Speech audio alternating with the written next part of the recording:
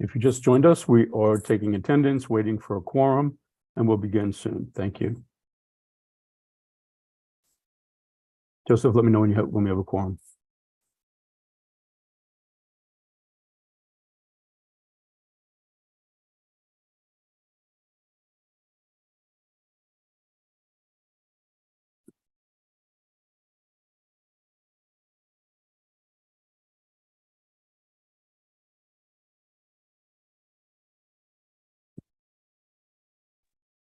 We're close, but not quite there.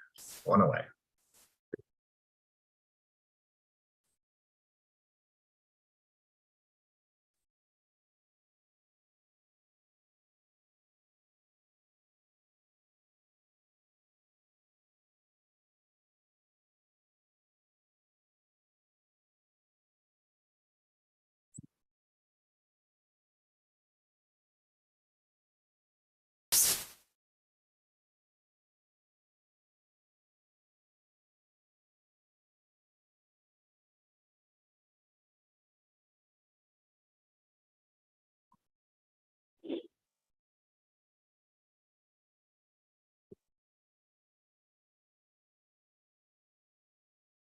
I'm surprised we don't have more attendees.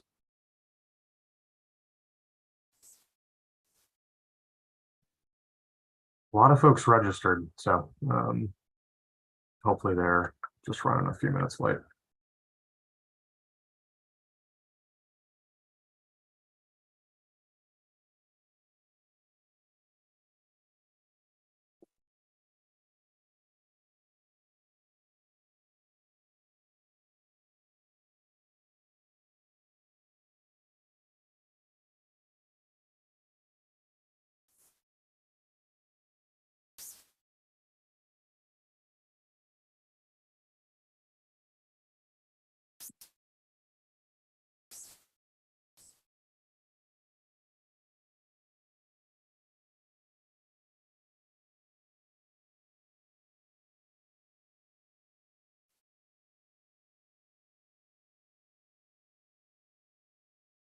If you've just joined us, we are waiting for a few more committee members to join.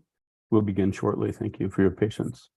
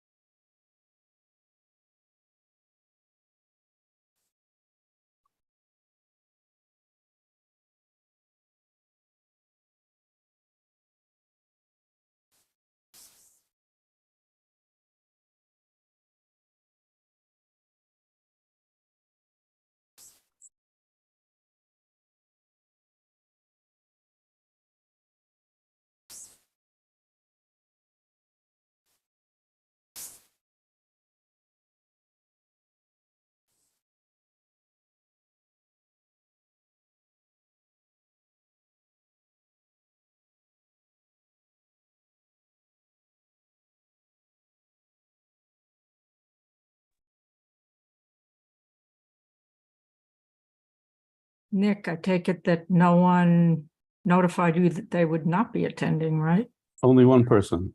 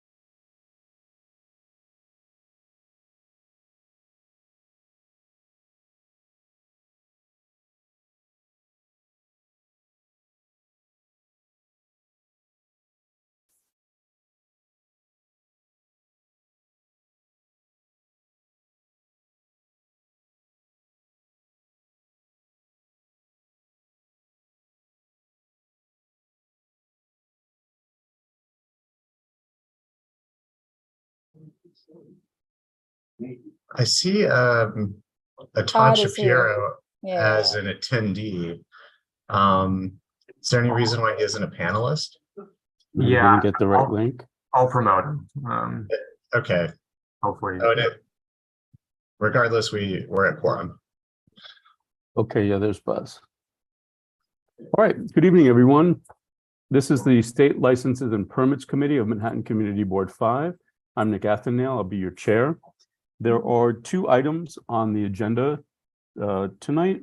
First is review of the December resolution that CB5 made with comments to the adult use cannabis regulations. The second item is our review of proposed guidelines for cannabis-related establishment applications in CB5. Before we get into the agenda items, I'll open the floor for new business. Does anyone have any new business? Any members of the public with new business? Please use the raised hand button now.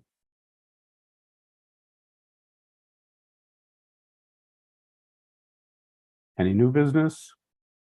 Seeing none, new business is closed and we can begin the agenda.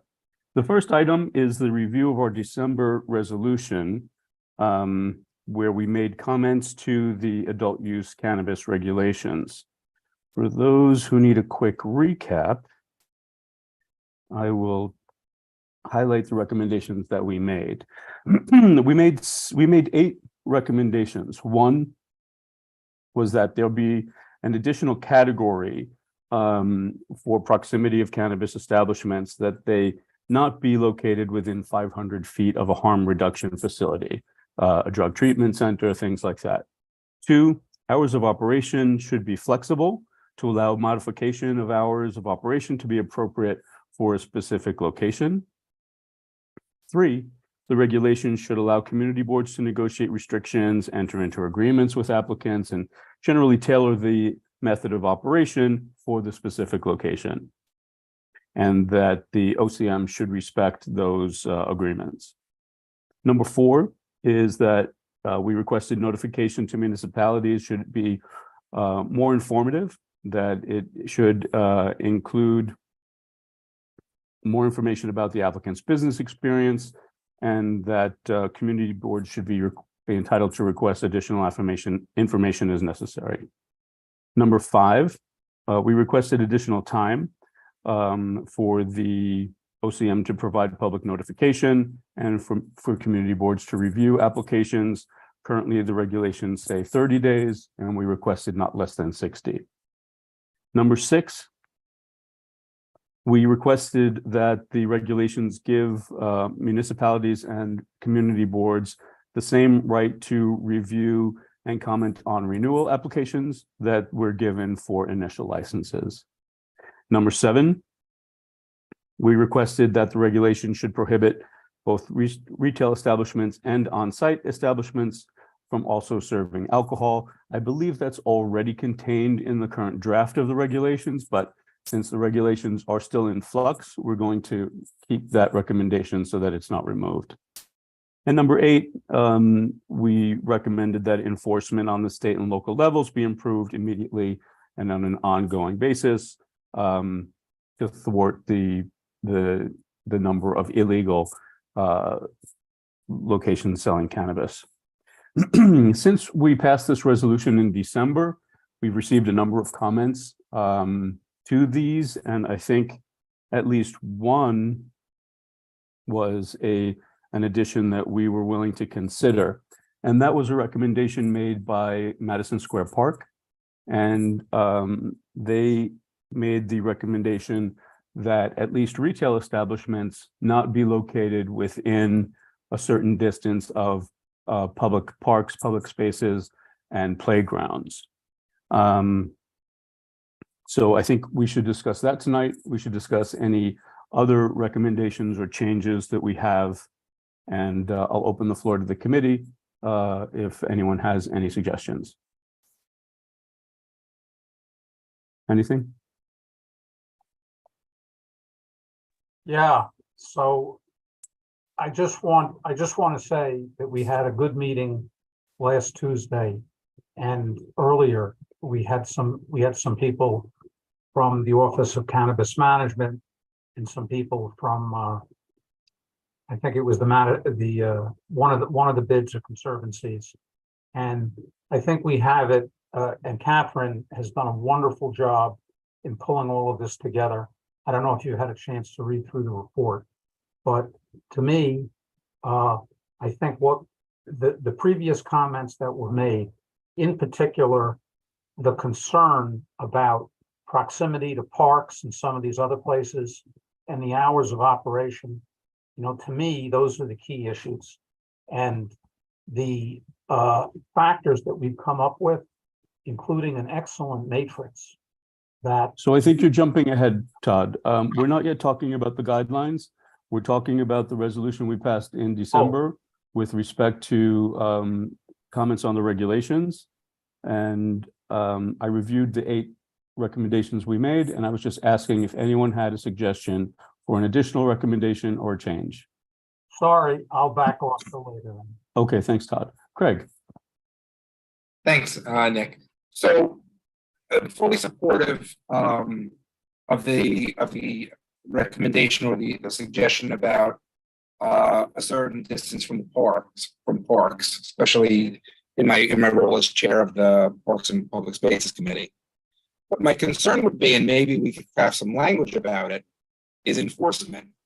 Because I go to parks right now all the time, parks and playgrounds, and I see people smoking, whether it's pot or regular cigarettes. See people smoking, and I can tell you it is never enforced. And if you call a police officer to enforce it, they don't do it. It's not a high priority. They don't want to start, whatever. What I am fearful of putting in are suggestions and getting rules that are never going to be enforced, because then it just weakens the whole body of the document.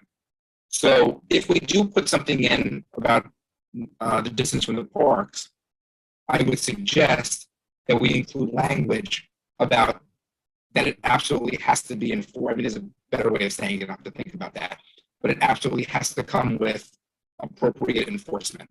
Because I don't want to put something in if it's just going to be ignored. It's a nice idea, but let's not actually focus on it. So that would be my concern, because I see it all the time. Nobody's forcing that.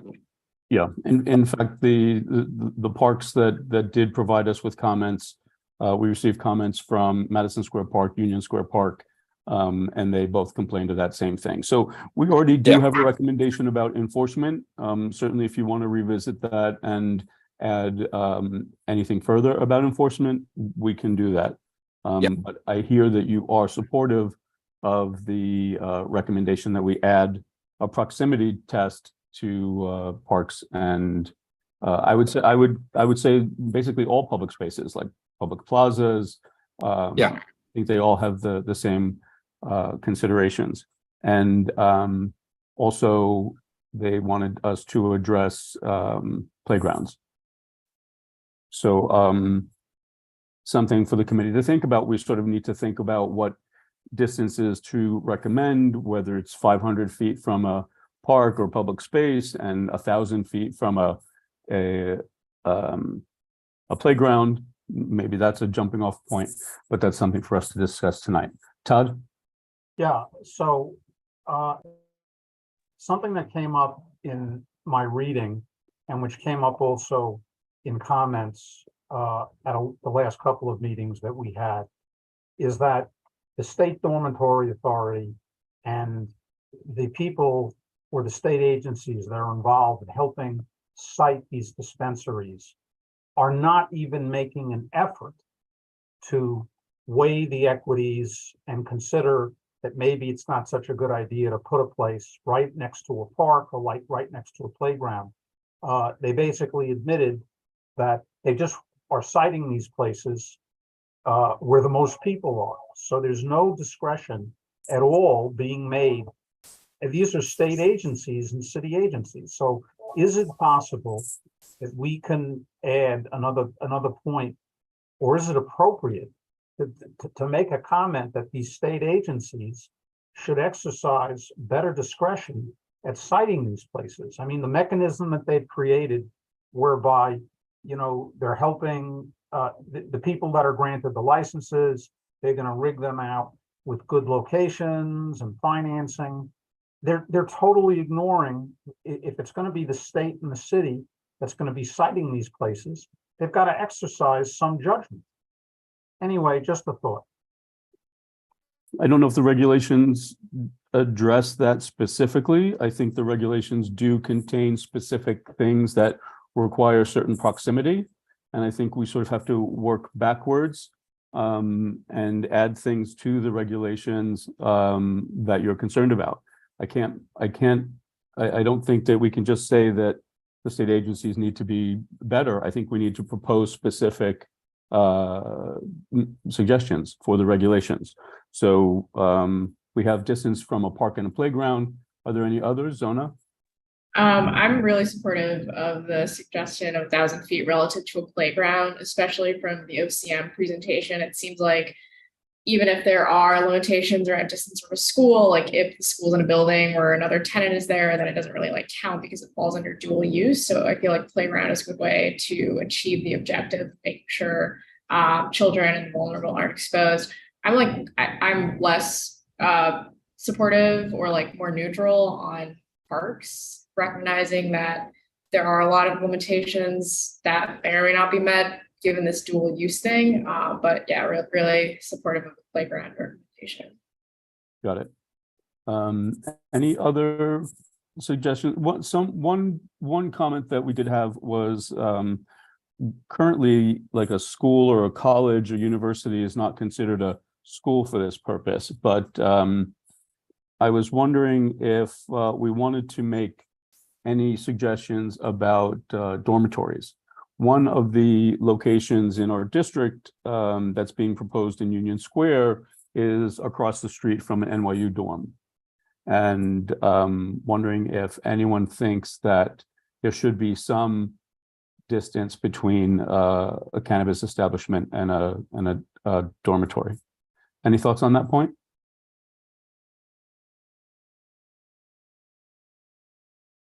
Daniel?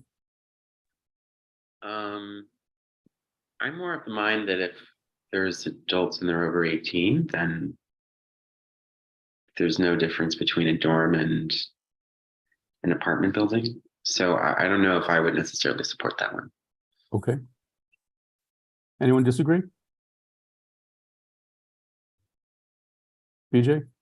Yeah, I'm with Daniel, and in terms of, because it goes back to what Craig was saying about enforcement. I don't know how, as it is in college dorms, they do have their own security and their own rules and regulations. And again, I think, not just college students, but those who are going to seek it, they will go wherever they need to find it. So even if it's not in the premises near the school, it's or the dorms, it's still going to be, something that people will look forward to. So, or Got it. try to seek out. Okay. Anyone else? Catherine? Yeah, I agree with what's already been said, but I was gonna also say a lot of the retail establishments are delivery only, rely on delivery services, and the landscape of young people and cannabis is an opportunity for the school to address and make policy that helps students navigate that. This is New York City. There's a range of possibilities for young people to explore, discover. And so the university has some responsibility. And so we let people do, other institutions do that work. Got it. Okay, so outside of parks, public spaces, and playgrounds, are there any other categories anyone wants to propose before I go to the public? Okay, would anyone from the public like to comment on this matter? Please click raise hand now.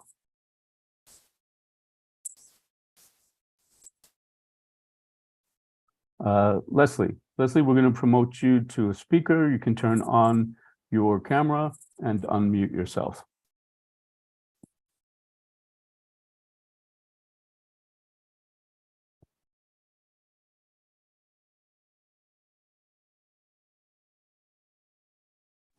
Okay. Just a quick question. When you talk about public spaces, does that include POPs? I would think so. Okay, that's my only question, and it makes sense. I think in the direction the committee was going in, these parks, public spaces, they would also, we'd make the definition broad enough so that it would include POPs and public plazas, things like that. Okay, thank you. That's all. Thank you, Leslie. Anyone else from the public? Raise hand now. Okay, seeing none, let's go into business session. So we've got parks and playgrounds, and when I say parks, I mean all kinds of public spaces, POPs and public plazas, things like that. And I think generally what I'm hearing is that we'd like to see cannabis at least 500 feet from a park or public space and 1,000 feet from a playground. Is there anything else anyone would like to see, or does anyone have a different idea? Joseph. I just want to, I guess this is a question, and it depends on whether this would be a distinction that we would be able to make as a community board. But I mean, since certain establishments are meant to be delivery only, would it be worth my understanding is that the concern about parks, public spaces, is that it'll encourage people to be, going straight from the establishment and then going to the park, smoking, basically causing a public disturbance. But, if it's an establishment that doesn't sell products directly that can be smoked, do we have that same concern? And do the neighbors have that same concern? Can we make a distinction between establishments that only deliver or that only sell edibles, basically products that can't be smoked? I don't think that the regulations are licensing retail establishments that only deliver. I think there does need to be a brick and mortar location. I think that's part of the licensing requirement, that it has a physical presence. Okay. So, and then I assume it's probably not going to happen that, a shop won't sell products that can be smoked. But I guess I was just trying to think, is there a way to make this less restrictive where it doesn't matter if a shop only sells edibles, for example, that it's closer to a public space? I don't know. I mean, certainly if an applicant came to us and that was their business model, maybe we could find an exception to the guidelines. But at the moment, that might be a little bit too granular to try to break down every product and decide at this point what applies and what doesn't. But certainly, the committee, when reviewing an application, could consider if a location was only selling non-smokable products. That certainly could be a consideration for us. Cool, thanks. Anything else?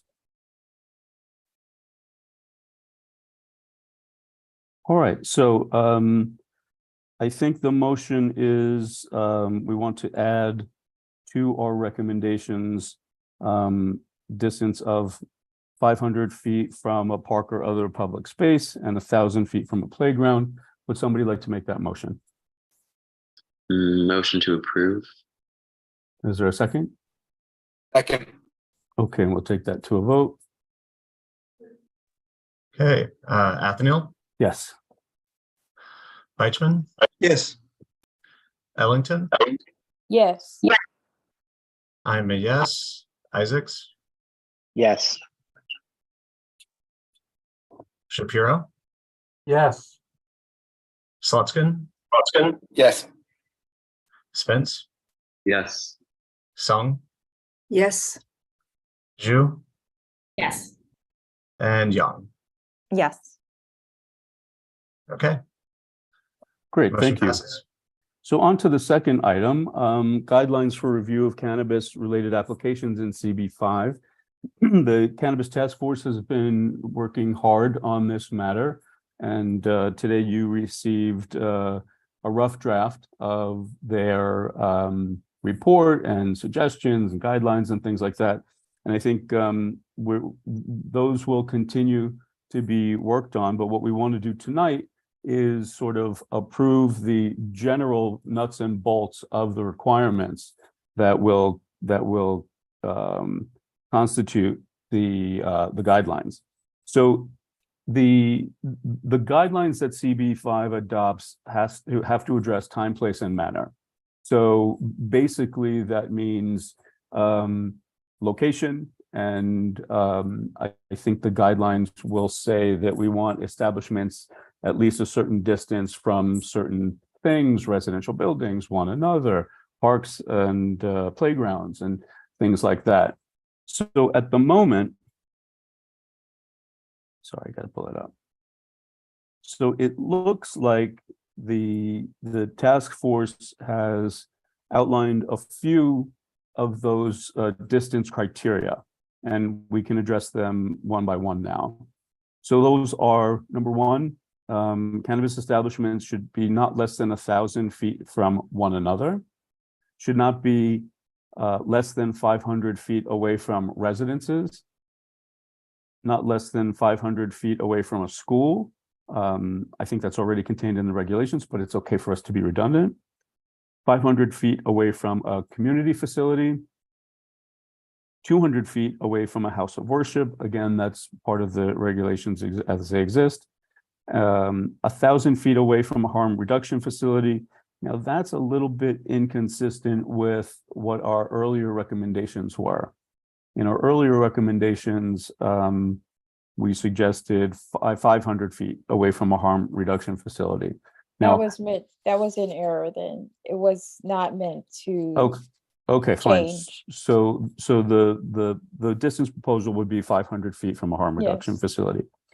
And being consistent with what we discussed, we'll also then include 500 feet from a park or a public space and 1,000 feet from a playground.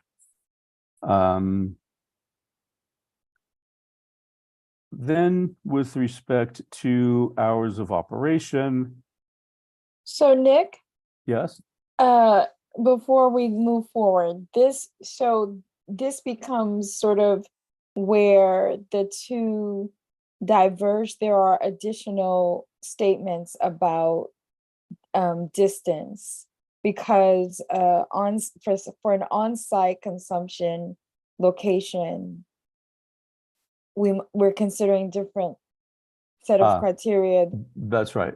So right? So this what- is, so as you move through the document, this is overall, and then we get a little more specific.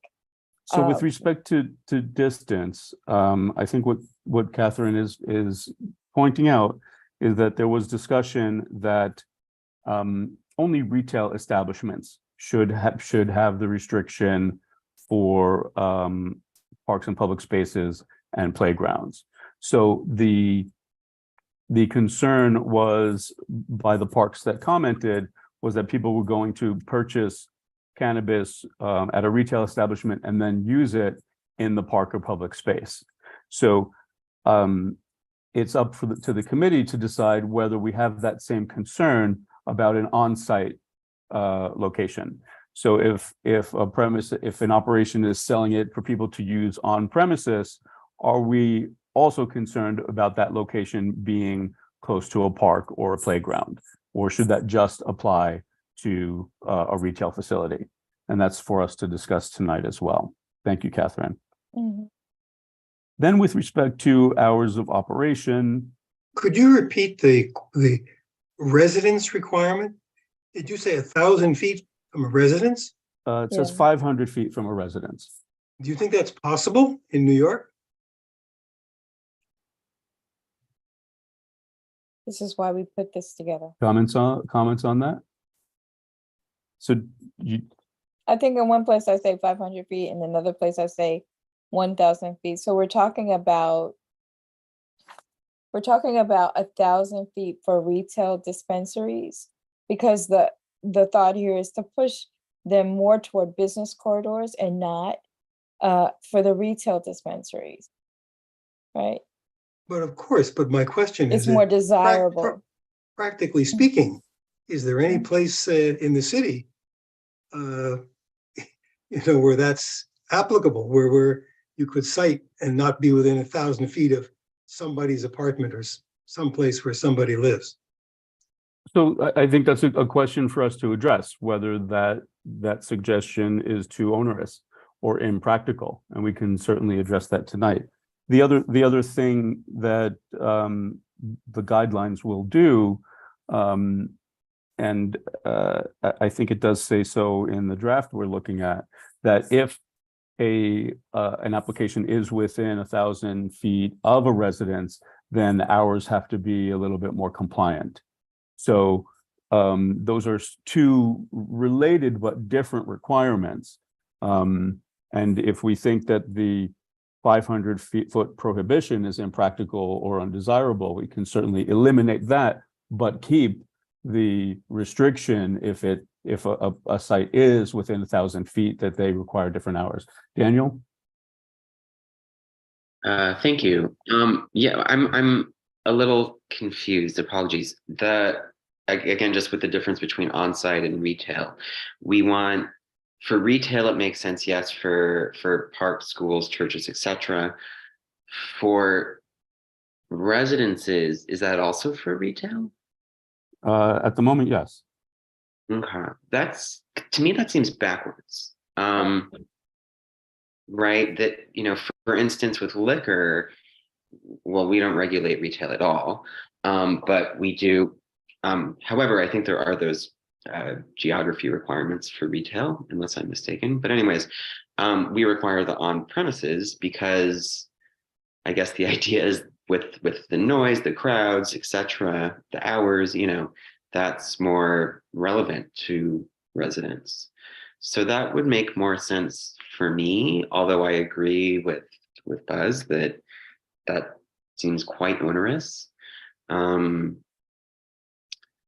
I would think that the concern of having a retail establishment near a residential building would be hours of operation, the crowd control, traffic on the block, loitering, people purchasing at retail and then using it on the street. I think that would be the consideration for both retail and on-site. Yeah, I guess, but do we have evidence for that? Does that happen at like liquor stores? Do we know that I think out in the retail establishment? And it's the way that we think it is on. Catherine, Catherine, you need to raise your hand if you want to address any of these. Mhm. Go ahead, Daniel. Yeah, I guess that's that. I mean, I would argue personally no, and also, I would like retail establishments close to where I live so that if I want to buy them, I can more easily. So I would not think that that's a helpful guideline. And also, again, as Buzz is saying, just really unlikely to kind of pass the sniff test. That just seems very onerous.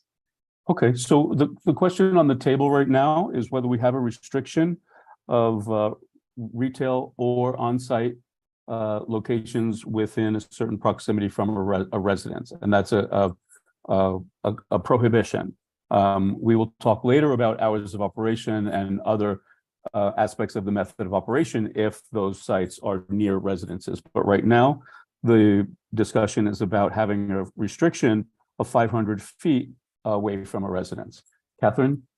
Yeah, I think the challenge also here, two comments. One, when we talk about alcohol, we're talking about something that has evolved over 100 years. And when it started out, the streets were not clear and clean. And so this is an opportunity to be proactive and a bit imaginative.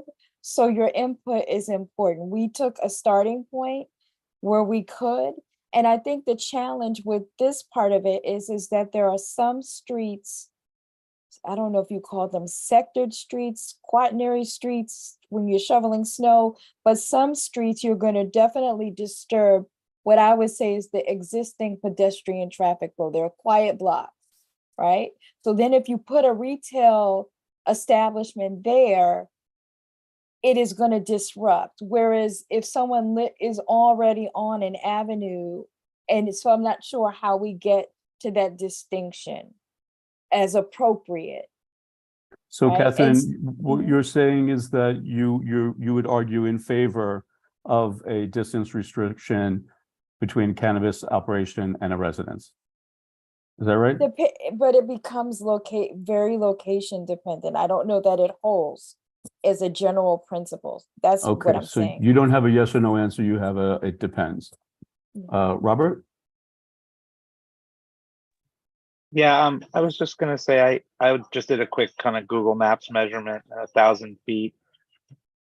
Seems to be about one avenue and 4 or 5 blocks. That feels a little much from my perspective. 500 feet might be manageable. I think there's a practicality argument that Buzz made, and also I think, Daniel's point about many folks might actually want proximity for their, consumption, and so I would be in favor of at least reducing that. So right now, the proposal would be 500 feet between a cannabis establishment and a residential, and a residence. Your thoughts on that? I'm still not sure mathematically if that works, but I don't quite know how to determine that right now. Got it. Okay, Joseph? I would advocate for removing a general distance requirement from residences altogether. I mean, I agree with Buzz that it's, well, you didn't say these words, but that it's a de facto ban, yeah, except in very limited areas of the district. And we have a goal as a city, I think, in the administration of making the city more mixed use than it is today. So I think that'll even become more the case in the years moving forward, especially in central business districts like ours. Yeah, but I think it's a different story. Oh, and I wanted to address Catherine's concern about, these establishments being kind of mid-block on all residential blocks. I think, generally it's not perfect, of course, but we generally rely on zoning to kind of take care of those issues. And, these establishments would still have to comply with zoning, is my understanding, to locate anywhere. Okay, so let's take let me take a quick poll. So those in favor of residences, by show of hands, anyone in favor of removing the distance requirement? I see 1, 2, 3, 4, 5, 8. So I think I see a majority in favor of. So I think that's about right for that. Then we'll talk about hours of operation. Nick, So can I just comment on this, the 500 feet thing? sure. So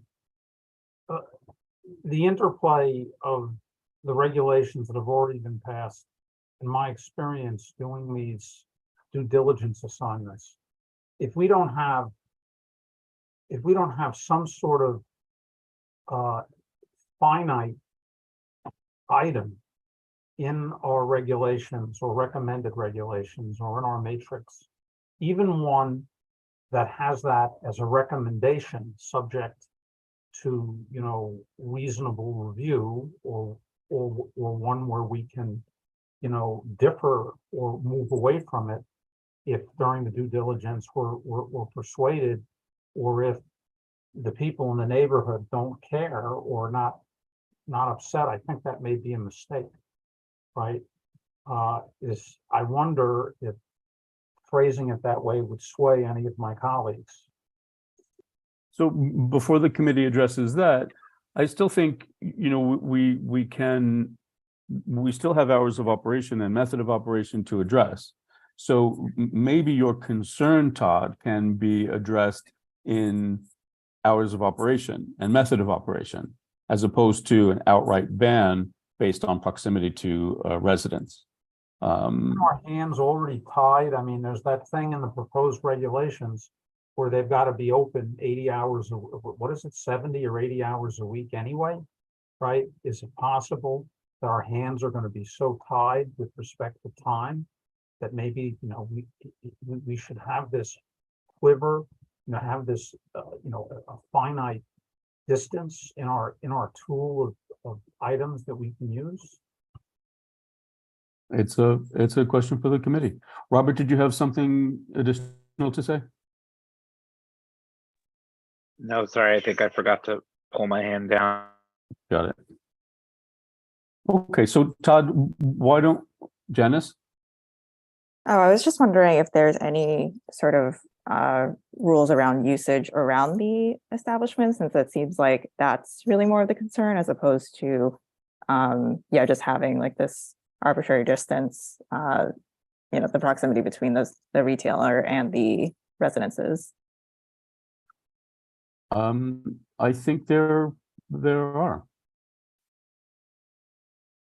Daniel? Yeah, I mean, to Todd's point, I'd be totally in favor of including maybe proximity to residents as something we consider within the matrix. Along with, you know, in the same way that we do with parks, right? We don't say, you know, nothing with amplified sound can be in a park. We say, you know, if there's a lot of amplified sound and it's really loud, that will be something we consider as a point against it, along with all these other things. And in my mind, I mean, correct me if I'm wrong, that's where we have more power and leverage, is really in flexibility and seeing things on a somewhat case-by-case basis with appropriateness. And I guess my concern would be in setting any sort of hard limits for the entire district, that the OCM wouldn't really take us seriously in the same way that we don't set hard and fast limits for the entire district with alcohol, right? And that we do so more on a targeted basis with certain RLAs based on the character of that particular area. So I would be okay to do, you know, or I would support putting residents in the matrix.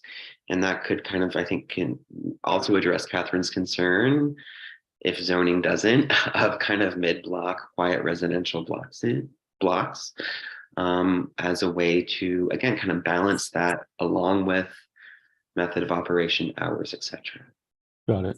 So you refer to a matrix, and I know an earlier version of the task force was using a matrix to come up with these ideas, but I think in our guidelines, a matrix in this context is really not appropriate. I think we do need hard and fast guidelines. So in that case, we could say in the guidelines that proximity to a residence would be considered, but the distance requirement would either have to be in there or not be there. But I think your compromise, Daniel, that we add a provision that will consider proximity to a residence, sort of addresses what some other people were saying, including Catherine. Catherine, you had your hand up before. Were you going to say that you agree with that? Yes, because one of the things the challenge here is to remain where we're not able to be proactive in liquor license applicants. We have an opportunity here where policy is being made. We're an early adopter, so we can be local adaptation, to me, is critical, because this year there are not going to be a lot of, we're also moving in a way at a time when it's still very early in sort of all of this. And so this is an ongoing evolving process, and where we can set policy and guidelines to shape the market, not to hinder, not to undermine, but to have the coexistence and a robust, experience for those who want to partake, and those, yeah, okay. Okay, thanks, Catherine. So now on to hours of operation. It looks like the proposal is Sunday through Wednesday, at least for on-site establishments, hours of operation Sunday through Wednesday, no later than 1 a.m. and then Thursday through Saturday, no later than 2 a.m. That's pretty consistent with our RLA liquor license hours. Any thoughts on that? So for on-site locations, 1 a.m. Sunday through Wednesday, 2 a.m. Thursday through Saturday. Does that sound right to everyone? Anyone disagree with that, Daniel? I'm sorry to be a broken record. I'm just going to again say for me that the lack of flexibility in that is a little difficult, right? Are we saying that even in Times Square, we don't think the places should be open past 2 on a Saturday? So your recommendation would be that we require these hours within 500 feet of a residence.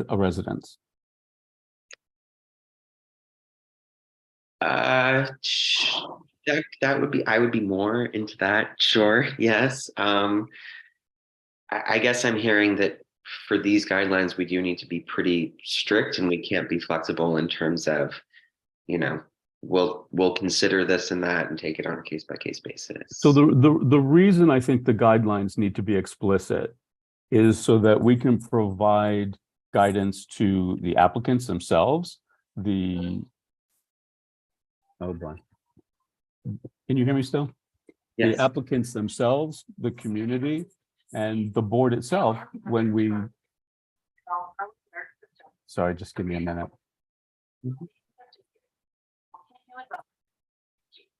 Sorry about that. So.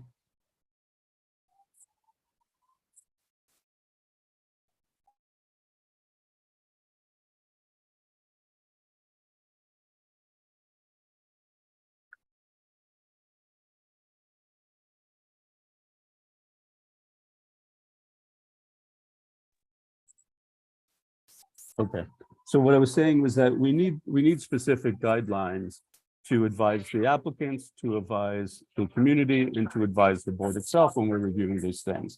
So the discretion, would defeat that purpose. Okay. I mean, when a place comes to us that maybe is in, say, Times Square, are we going to allow ourselves any flexibility then? Or are we going to also just kind of worry that would set precedent in the way that we often do now? Yeah, I mean, I think we would have to enforce what the guidelines are requiring, but at this point, I think we could build in flexibility in the guidelines. For example, what we were discussing before, that if it's within a 500 feet or 1,000 feet of this or that, then we have to roll one way, and we can use discretion in other circumstances. Okay. Are we concerned at all that the OCM will disregard this at all if it is kind of strict blanket full district requirements like that? In this, anything is possible. We don't really know what the relationship with the OCM is going to be. I think at this point, the best we can do is come up with guidelines that we can live with. Whether they're enforceable or not, that's an argument for a later day. Okay. I guess that's my understanding of kind of how we are with the SLA, that we don't think blanket guidelines like that really fly with them, but I guess we have more experience with them and we know that. Yeah, that's true. Joseph? Well, I was just looking at the proposed pack. Yes, can you hear me? You're on mute. Yeah, I can hear you. Okay, great. Oh, sorry. I think can everyone else hear me? I don't know if Nick has a delay. Okay, great.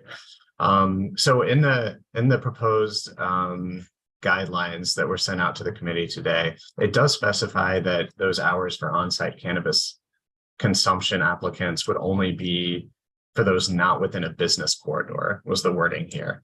So it does seem like in the existing draft, there is some sort of, there's some wiggle room. And that could be left up to interpretation by the committee, when we're actually weighing an individual application.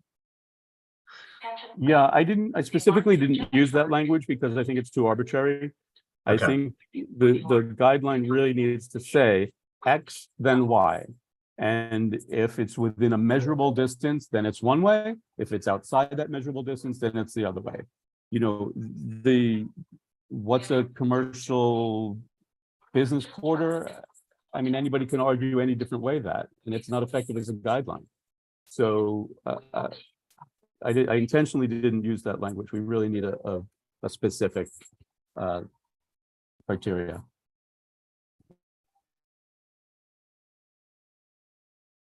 Okay, so Janice?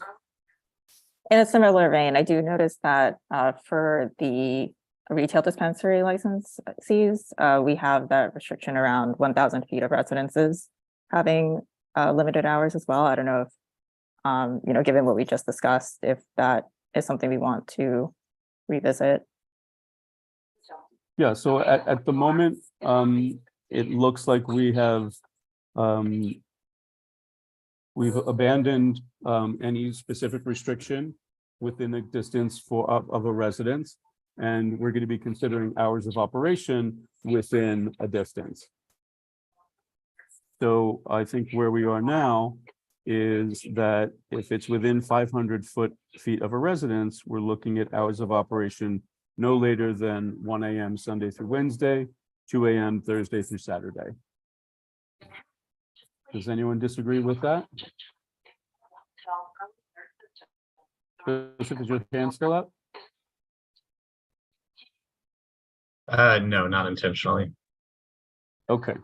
All right. So I think we've got that down. Now for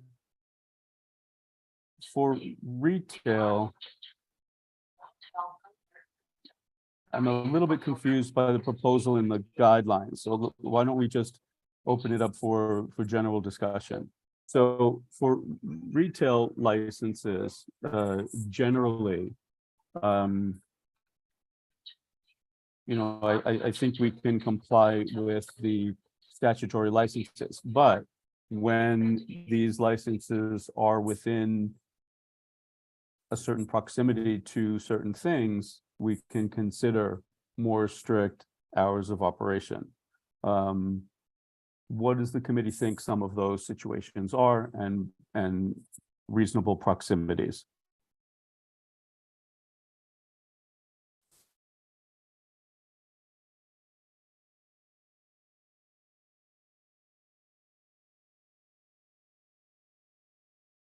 So Nick, Todd?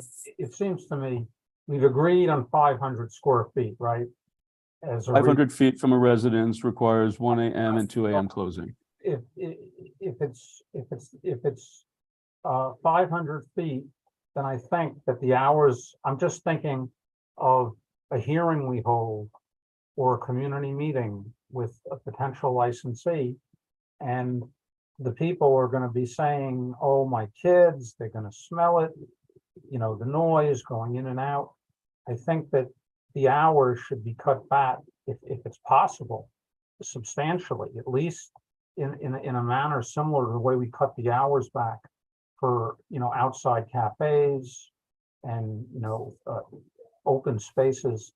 So it's, what do we say? It's 1 o'clock Sunday through Wednesday and 2 o'clock. You know, maybe it should be like 11 and 12 o'clock or 12 and 1 o'clock. You know, I think it should be something, right? So that we can show our community members that we're sensitive to this issue. What is that? Todd, is your concern about both retail and on-site? Yes. Okay. Because the reality is the people are going to be coming and going. Who knows, you know, how well the method of operation and whether or not the people are going to be staffed to prevent the loitering. Okay, I got it. Let me propose a finite question to the group. We're talking about applications within 500 feet of a residence. Todd thinks that hours of operation 1 a.m. and 2 a.m. is too late, that they should be earlier. Thoughts on that?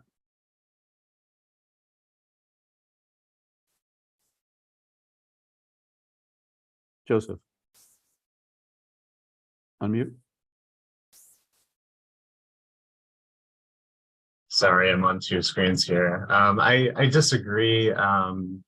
I think, I mean, I do find it helpful to differentiate between on-site and retail, first of all, so And I what would think you for say?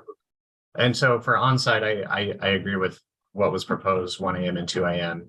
I mean, I think that, you know, is more or less And kind of what in would you think line. for retail?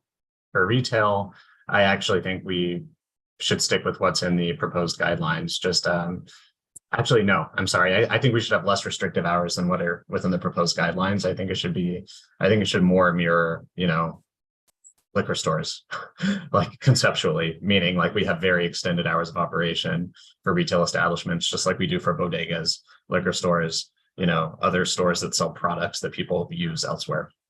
So you're saying that we should have no restrictions on hours of operation of retail establishments, even within 500 foot of a residence? Yes, that's what I'm proposing. Okay. Other thoughts on that? Janice? Thanks. I mean, I still feel like this is a usage issue. Like what we're afraid of is people buying and immediately using outside of the establishment. And while hours can be used as a mechanism to try to control that, I do hear, you know, the rationale behind letting a retail have their extended hours if they are able to you know, prevent the sort of disruptions that come with operating later into the night. So, you know, I don't want to conflate the two and, you know, have these more restrictive hours just for the sake of trying to control those things. I think there may be other solutions that we can explore that, you know, serve both those businesses as well as the surrounding community. Okay, so that's another vote for on-site restriction, hours of operation, but not for retail. Anyone else?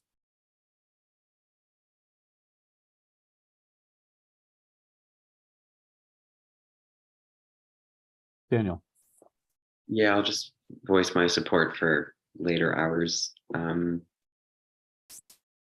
no restrictions on retail, on-site within 500 foot of a residence. Yeah, I mean, I think retail's already restricted to 2 AM in the OCM regulations, and that seems fine to me. Okay, Buzz? Wait, that's a question. Retail is already regulated in Yes, the regulations to 2 AM? at the moment. Mhm. But I think, you know, if as a group, we like what the regulations now say, Mhm. then we can codify that in our in our guidelines. Do you happen to know what the model is for retail sale of liquor? I don't. Yeah, we Is don't. there, is there a restriction? I think there is, but we don't review those, so I don't know. Catherine? Yeah, I just wanted to comment, we weren't trying to be arbitrary, but the cannabis location that is retail location that is already open is open daily from 10 AM to 7 PM. Could you say that again, Catherine? I couldn't hear you. I'm sorry. Sure. I said that the location that's open already operates daily from 10 AM to 7 PM. And so Yeah, but that doesn't necessarily mean that it couldn't be open later or, and that's that's not their even in our choice, district. exactly, Yeah, so I exactly. don't, So what don't is the think, limit of the, right, I don't and think that and helps there us. are limits on the hours, so the regs might be net Yeah, of, I don't think that helps us. right, okay. All right, so at the moment, what I'm hearing is that we're okay restricting hours of operation if it's within 500 of, for an on-site premises within 500 feet of a residence. For retail, we're okay with them staying open till 2 AM, which is what the current regulations say. Anybody disagree with that? Todd? Unmute? Yeah, I do disagree with the majority. I think I have to stick to my guns in this one, but I respect everybody else's opinion. I think there's a difference between a bodega and a marijuana dispensary. I'm thinking of my neighbors that are gonna go ballistic when they see these places opening up underneath their windows, or, you know, just a small ways. You know, we try so hard with the bars and the outdoor cafes. I just think it may be a mistake, but I respect everybody's opinion. Yeah, we may be back here in a couple of months if things don't work. Zona? I have a question if we still want to keep the 500-foot caveat to the on-premises consumption. Now that we're kind of like thinking about retail separately, should we just like consider those hours more broadly, not just immediately within residential areas? I didn't get that. I didn't get that impression from the rest of the committee, but I'm certainly willing to be corrected. Does anyone now disagree with the 1 a.m., 2 a.m. hours of operations within 500 feet of a residence for on-site premises? Does anybody disagree with that now? Sorry, just to clarify, I was like wondering if we wanted to make it so that we would propose those hours more broadly and not just restricted to operations that fall within 500 feet.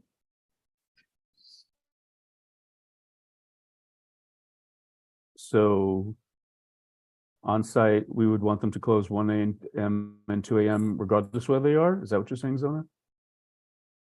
I don't think anyone supported that originally.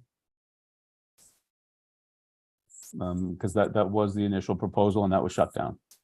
So right now we've got consensus on no restrictions beyond 2 a.m. for retail and on-site within 500 feet of a residence, 1 a.m. and 2 a.m. All right, let's move on from that.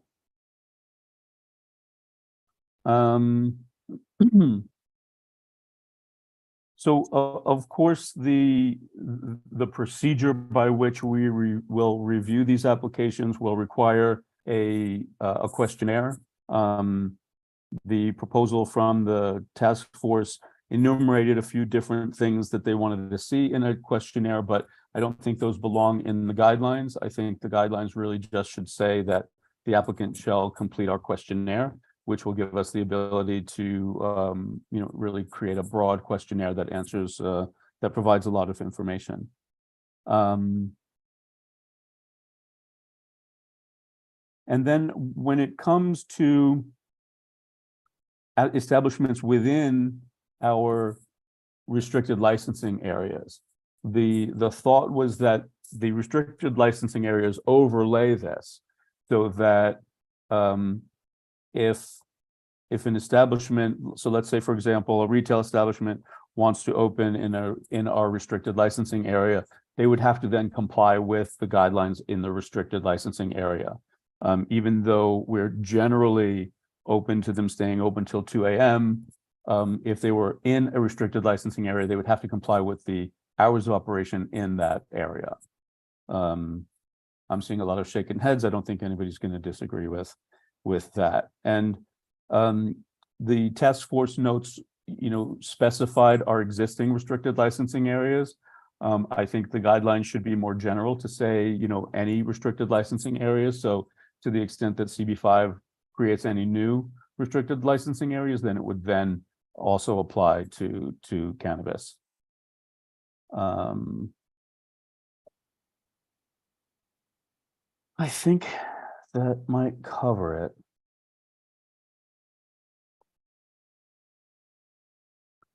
Any other thoughts? So we don't really have now. The other thing I wanted to address was, and I don't know if this will be an option or not, but if retail or on-site establishments have outdoor space, what do we want to do with that? We do have outdoor, or rooftop and rear yard guidelines. Do we want those applications to just comply with those? Or do we have anything different in mind for cannabis establishments if they are allowed to license outdoor space? And I don't know if that is the case, but we should address that. Thoughts about that, Daniel? Thank you. I agree. Yes, I think we should have them meet the regulations we already have for outdoor spaces, certainly. And I guess I also had a question, I guess a few questions about delivery. Is there anything we want to comment on about that?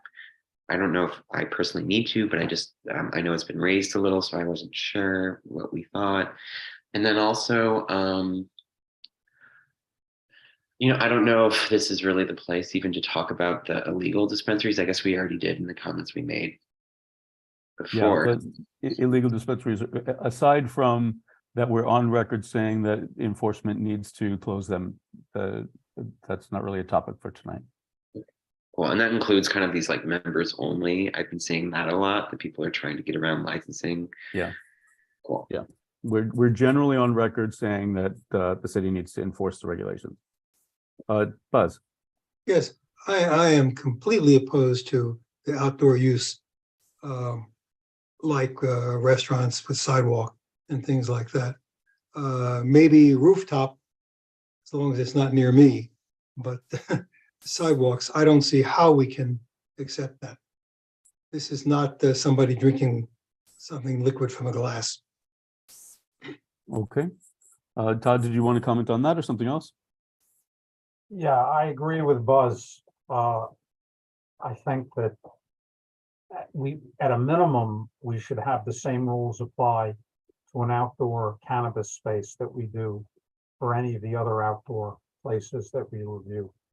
Although, as I pointed out, in those cases, we often consider earlier hours based on the method of operation and other considerations. But I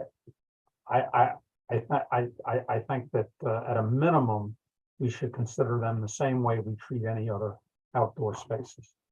Okay, so we've got two proposals now, one for no outdoor use and the other that outdoor use has to comply with our current restrictions. Thoughts on that? Joseph? Oh, I didn't have my hand raised, but I actually do have a comment. Yeah, I would actually advocate for no outdoor use. I just think whether you're even remotely close, when you're close to other people, which outdoor use would just make happen, you're going to be affecting people with secondhand smoke. And yeah, I think we should just have a ban on it. All right. Other people? Daniel? Come to think of it, they don't allow cigarette smoking in restaurants, indoor or outdoor, right? So would that not be equated, and it wouldn't be allowed through city laws anyways? It might.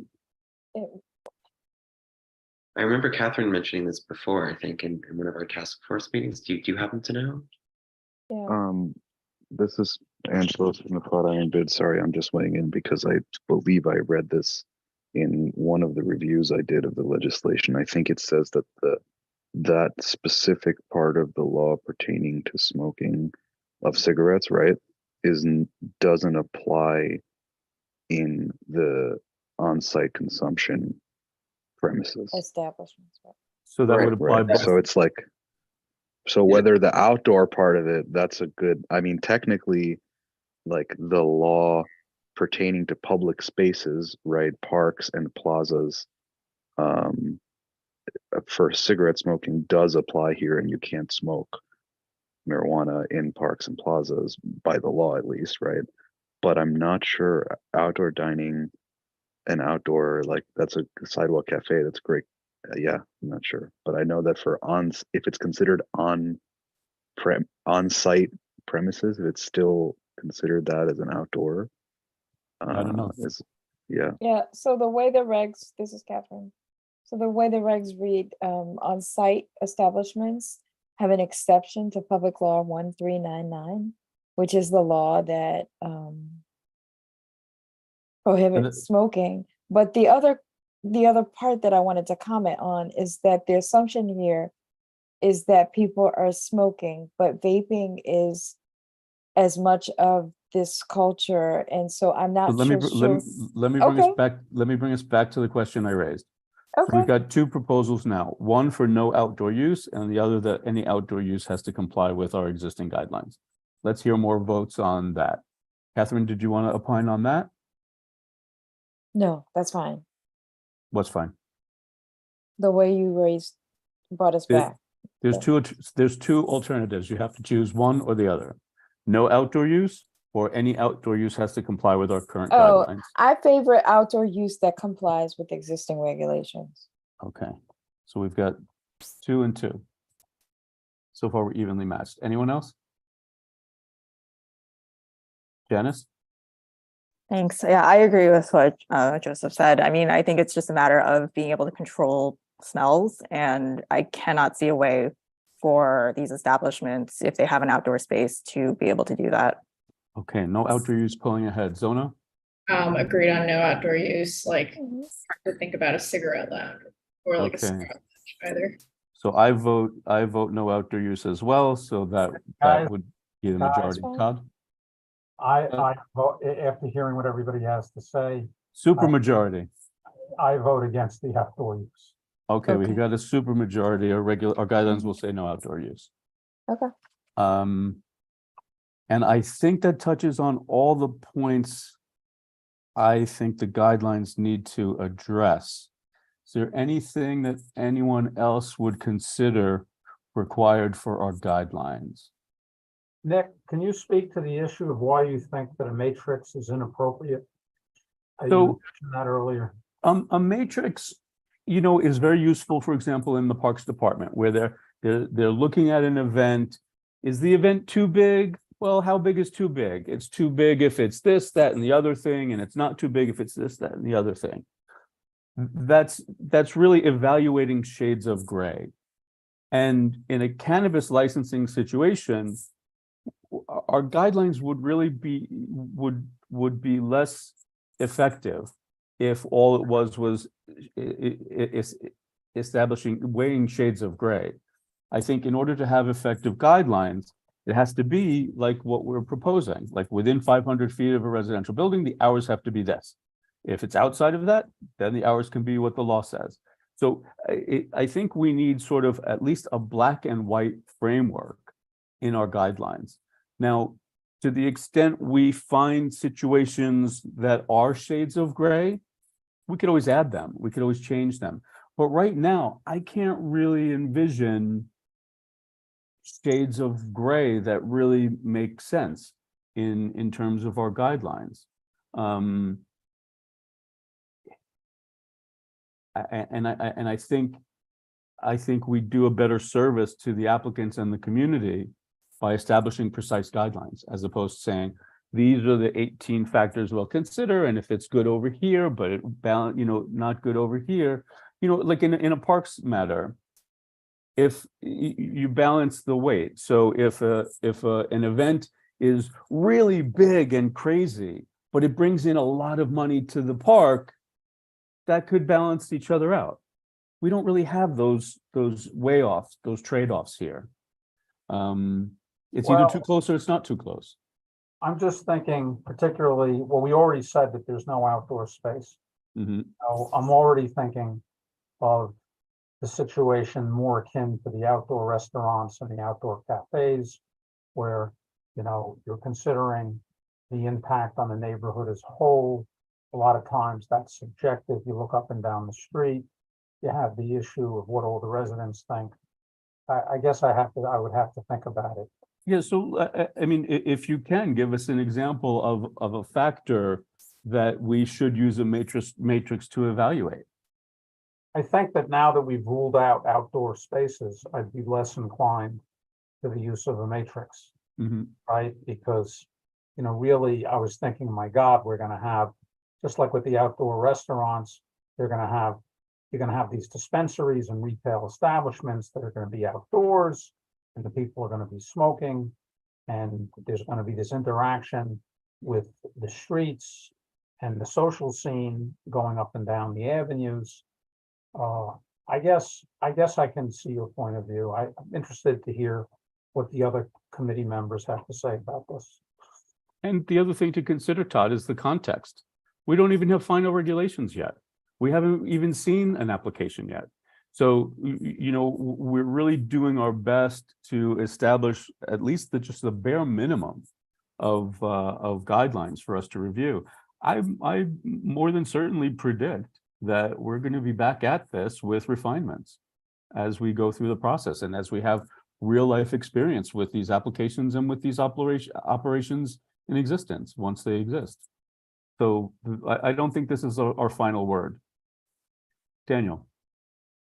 I love to hear that. I wonder if that's something that would be worthwhile putting into the guidelines, right? That this is something that with more input and more applications, and once the regulations come out and are finalized, that we reserve the right to come back and change these guidelines based on more community input and more applications, etc.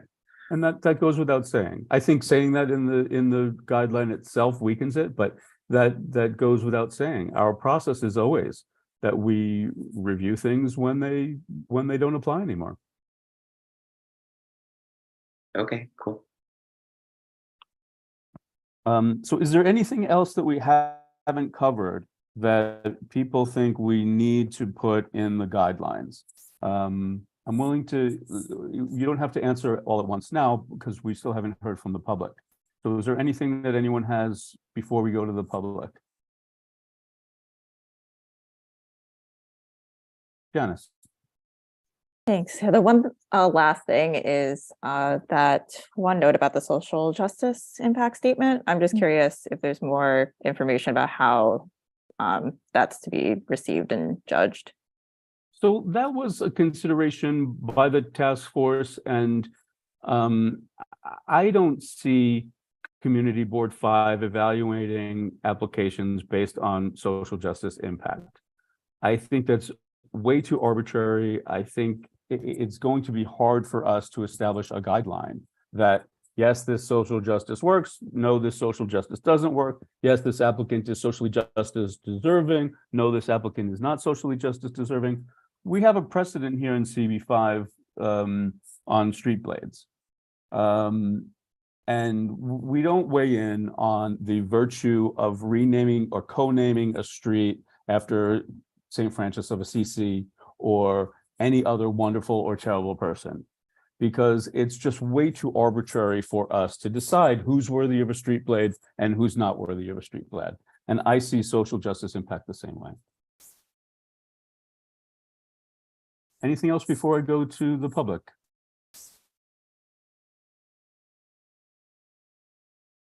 Okay, would anyone from the public like to comment on this on this matter?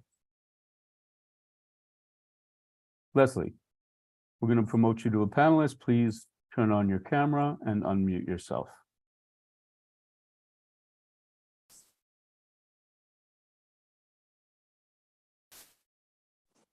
Yeah, I just have one question, and I don't think that it's anything that is in CB5's purview, but it occurred to me that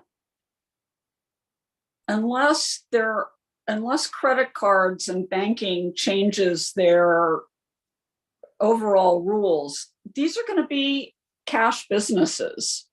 So does that influence late hours, since they may make attractive targets? Or is that something that is so completely not within the community board's scope?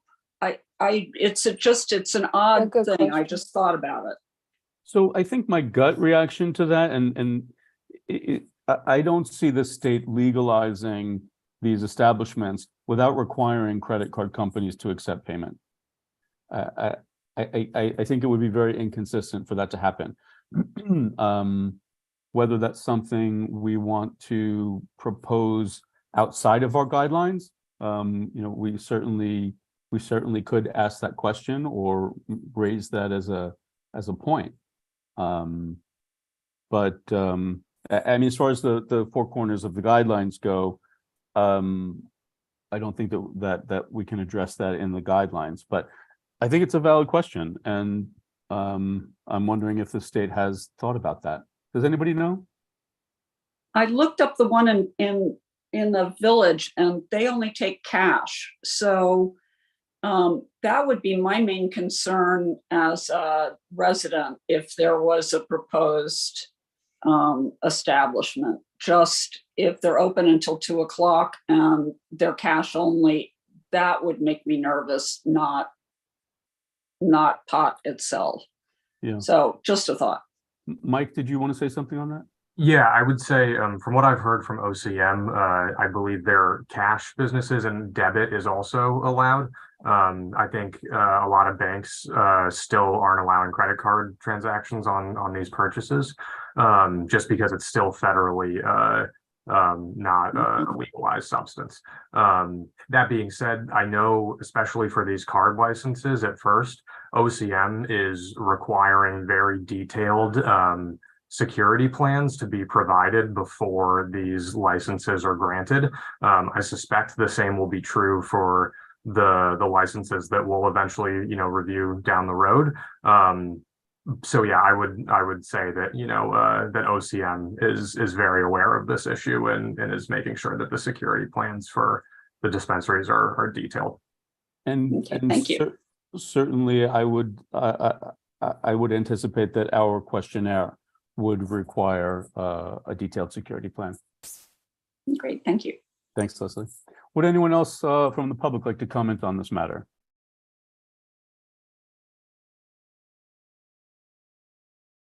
Okay, seeing none, we can go into business session now. Daniel, I saw you popped your hand up before. We can start with you. Yeah, thank you. And apologies, I meant to bring this up earlier, just about noise levels. I know we do have certain guidelines on those and requiring sound reports, etc.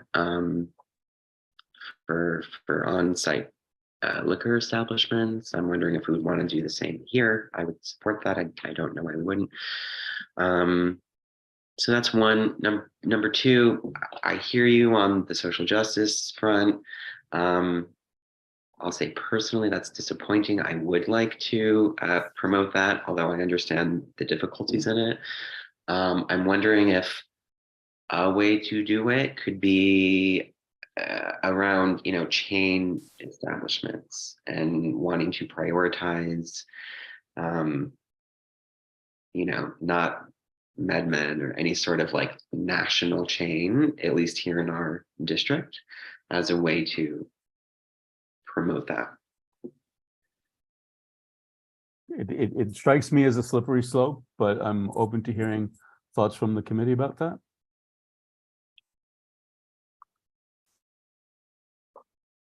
Joseph? I guess my thought on it is, I'm looking at it as the law, the New York State law that was passed. There were a lot of efforts already made to include social justice considerations and the kind of order of licenses granted, and like the entire process. Again, correct me if I'm wrong, anyone, but that's my understanding. So, if we're, overlaying our own social justice metrics, which it sounds like a really long conversation we would have to decide what that even looks like. I would just find that practically, I guess that would mean that New York State licensed applicants who we deem to not fulfill a social justice requirement would just go elsewhere in the city that doesn't have this overlay. And I guess I don't see the practical purpose of that. In the same way that we're requiring overlaying certain hours of operations. Well, right, but I don't think that those affect quality of life.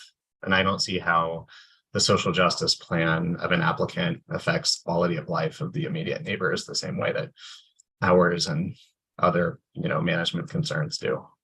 So Joseph, you are correct that the legislation does have social justice requirements. So that somebody is doing the social justice analysis before the application gets to us. They are doing that. Anything else? No, that's it. Thanks. Other thoughts, other comments? Just the noise. Do we want to do anything with that one too? Yeah, I think that's reasonable. Anyone disagree with that? Okay. All right, so I think we have a very good outline. Let's take it to a vote. Do we have, so let me talk about process first. So We'll continue to revise the Cannabis Task Force notes and report to reflect the discussion tonight. But the nuts and bolts of the guidelines will be as we discussed tonight. And that's what we'll be taking to a vote. Is there a motion? Motion to approve. And a second? Second, Great, let's take it to a vote. Nathaniel, Yes. Weichman, yes, Ellington, Yes. I'm a yes, Isaacs, Yes. Shapiro, Yes, Spence, Yes. Sung, Yes, Shu, Yes. Young. Yes. All right, that's everyone. Okay, great. So next steps, so Catherine, I think you need to revise the OCM report and those materials to reflect what we discussed tonight. Joseph will help you with that because I'm out of town this week. Anyone that has any comments on those things, please give them to Joseph and Catherine. But the nuts and bolts of the guidelines, I think, are pretty finite and pretty clear based on the discussions tonight. So I thank everybody for hashing this out. I think we did it in a pretty effective and efficient way, even though this is really creating something out of nothing. So my compliments to the task force, my compliments to the committee, and my thanks. can I just add what I was trying to say at the beginning? It's not an easy job to head these task force. Catherine, thank you for being so patient and diligent and pulling all this together. You should take a bow. Yes, indeed. Bravo. Did Craig vote? Craig, were you called on to vote? Oh, I did not call on him. I didn't see him. Craig, do you have a vote? Yes? Okay, great, thanks.